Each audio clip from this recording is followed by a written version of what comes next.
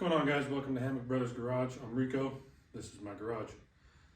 As you can see, I got my little dump trailer in here, loaded it up with a bunch of parts from a derby car that I helped work on with a friend, and realized that the wheel bearings are bad. Maybe just need greased and put back together. So today we're going to take it apart and see what's going on and get it fixed.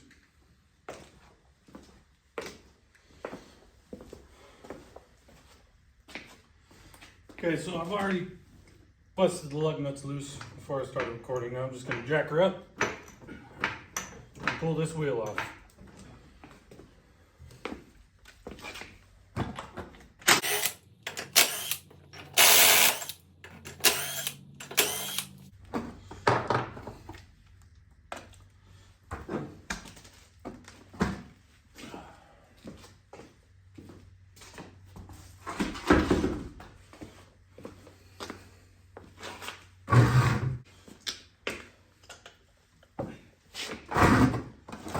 So a lot of trailer axles will have this little cap. Sometimes they're real painted off. I just use a hammer, turn the hub, and lightly tap on the cap, and it'll work its way out of it.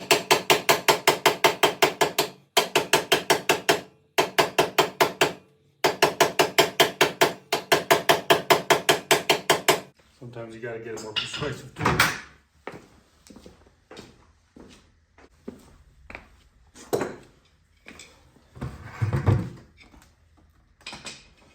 So just use a screwdriver, put it in the lip here.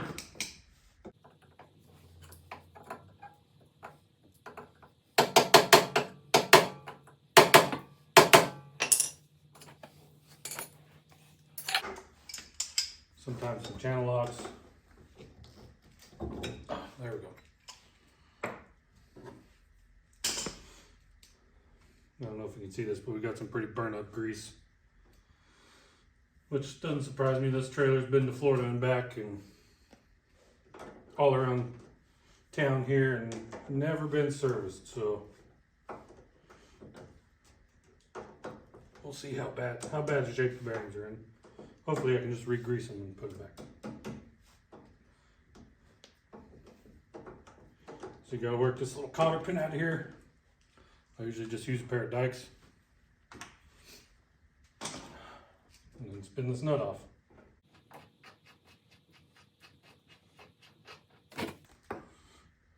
And you want to pay attention. Sometimes there's washers and stuff in there, and you just want to pay attention to how everything comes out. This one just has a bearing in the nut. Then you'll also have a seal in here on the back side and a bearing on the inside. So I'm going to get this seal pulled out, get a number off it, and go buy a couple new ones. It looks like the bearings are okay, and the hub's fine. They just need to be serviced. All right, we got the hub off. Now I just kind of need to clean it off and get any dirt and grease and stuff off there so you can see kind of what you're working with.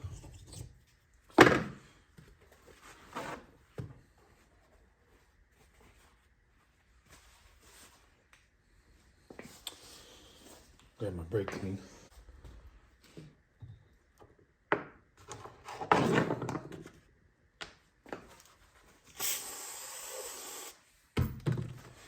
So you want to see,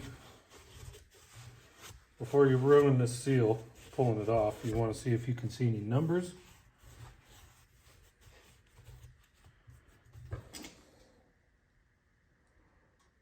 Which I can sort of see some numbers on this side. But it looks like they're a little bit too far gone to get anything off of. Usually if you go to the parts house, they can kind of size them up with whatever they got in stock there. And sometimes there's a number on the inside. So I got this cool little pry bar. It's adjustable. You don't really need one of these. You can use a regular pry bar like this one and get them out. But I have this, so this is what I like to use.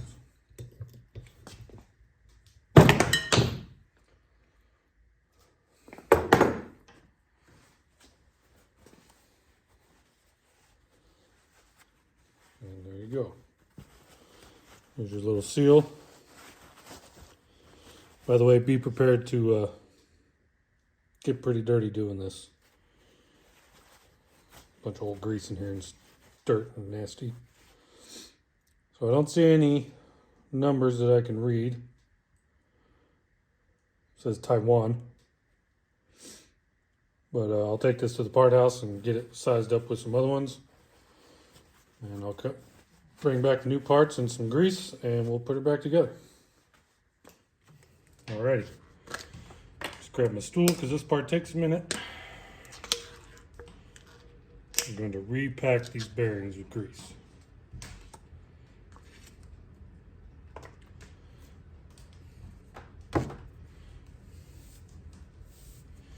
Oh, and these bearings are the same. I already measured them and everything. Normally, or a lot of times, you'll have a different size on the back of the hub versus the front, so you want to just pay attention to how you take it apart. So for packing bearings, they make a little tool that does this, but I just rather do this on my own or by hand than spend the money. Just get yourself a little dab of grease on your hand and then just start kind of chewing away at it with the bearing. And eventually you will force grease out of the other side. And when you start getting clean grease, that's when you know you're done with that little section.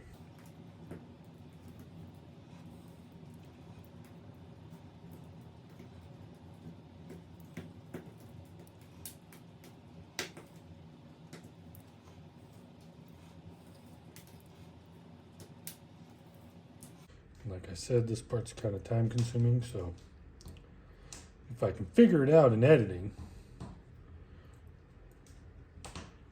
or I guess maybe I'll just do that with my camera, I'll time lapse this.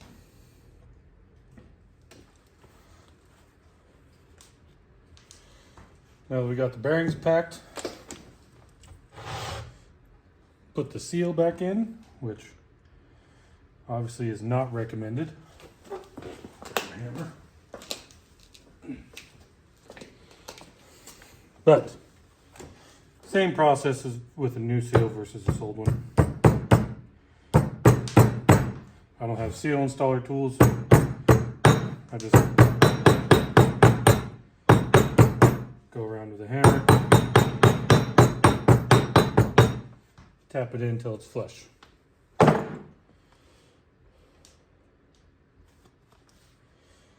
Now I'll move the camera and we'll put it back together. This part here will be your spindle. It's welded into the end of your axle on your trailer.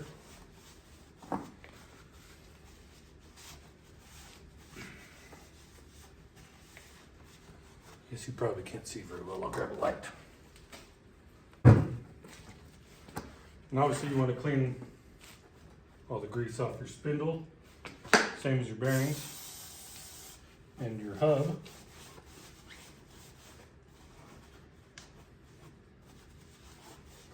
And inspect it for any kind of damage, which I don't see anything wrong with this one. The bearings all the grease got cooked off them, so kind of got a little loose. Carefully just slide back on there. Get your other bearing.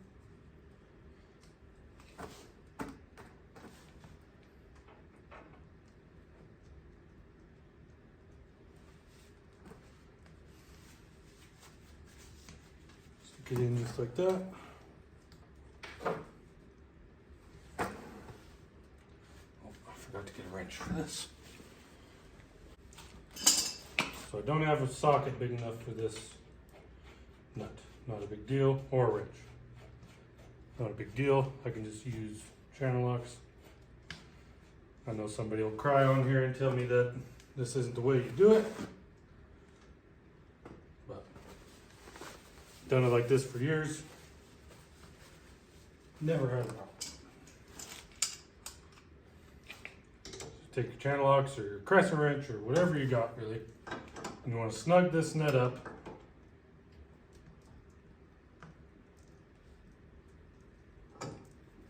Until this hub is kind of tight to turn. You'll spin it around a little bit. Spin it the other way.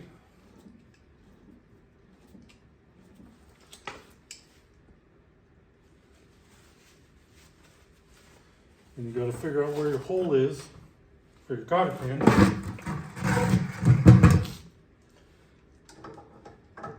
You want to back it off until it spins nicely and you got your holes lined up. Not a big deal by any means. Bend your cotter pin back over.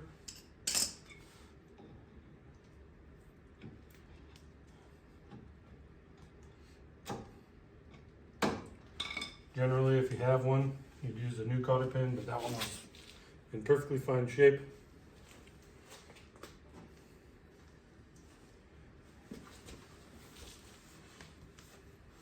Also, if this was my boat trailer or something that I care about looking nice, I would buy new caps, but like I said, this thing only drives to the dump once or twice, maybe a year. So we'll use the old one.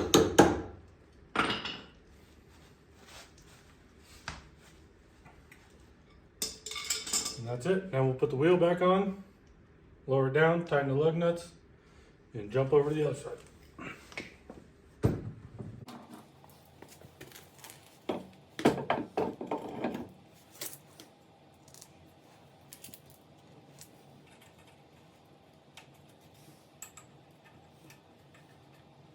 Now, if you live somewhere where rust is a thing, here in Nevada, I don't really have any experience with rust. But if you live somewhere where it is a thing, I would put a little bit of anti-seize on these, especially if you run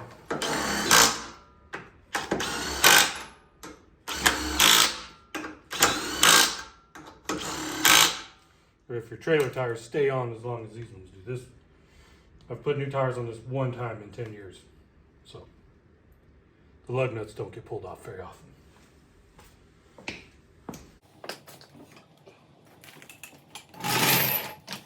Finally tighten the lug nuts.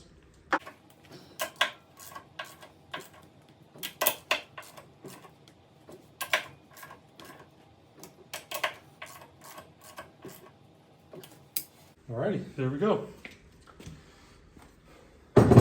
On to the next side.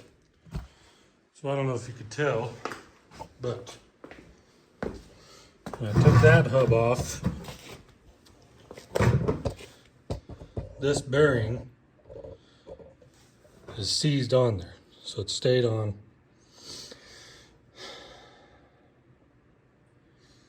I don't have another bearing. I don't really have time to sit here and try to tap this one off, get a little chisel in there or anything like that. So for now, so I can get this load of trash out of here and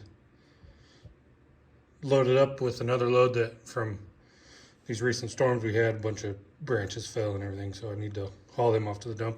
So I'll get this load and then the next load out to the dump and bring it back in here and tear this side apart again and put a new bearing in there.